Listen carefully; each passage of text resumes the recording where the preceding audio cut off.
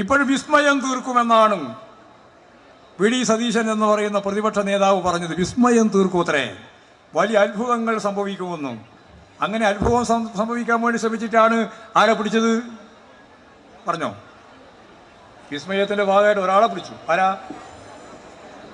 ആർക്കും ഓർമ്മയില്ല, ആരും അറിയുന്നില്ല. ആരെയാ പിടിച്ചേ?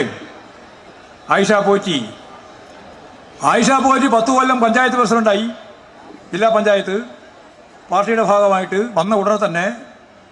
അതിനുശേഷം 15 കൊല്ലം MLA ആയി. ആ MLA പണി കൂടി കഴിഞ്ഞ് പാർട്ടി സംഘടനാ രംഗത്ത് പ്രവർത്തിക്കാൻ പാർട്ടി ജില്ലാ കമ്മിറ്റിയിലെടുത്തു.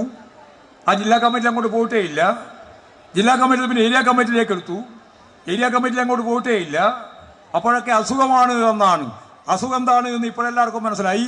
ആ അസുഖം അധികാരത്തിന്റെ അപ്പകഷണവുമായിട്ട് ബന്ധപ്പെട്ട പ്രശ്നമല്ലാതെ വേറെ ഒന്നുമായിരുന്നില്ല എന്ന് കോൺഗ്രസിലേക്ക് ചേക്കേറിയിട്ടുള്ള ഈ ആയിഷ പോറ്റിയെ സംബന്ധിച്ച് എല്ലാവർക്കും ഇപ്പോൾ വളരെ വ്യക്തതയോടുകൂടി മനസ്സിലായി.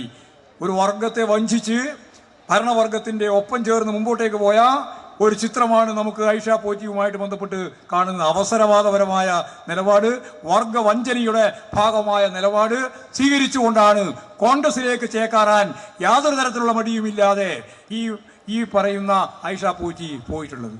വിസ്മയം അതാണ്.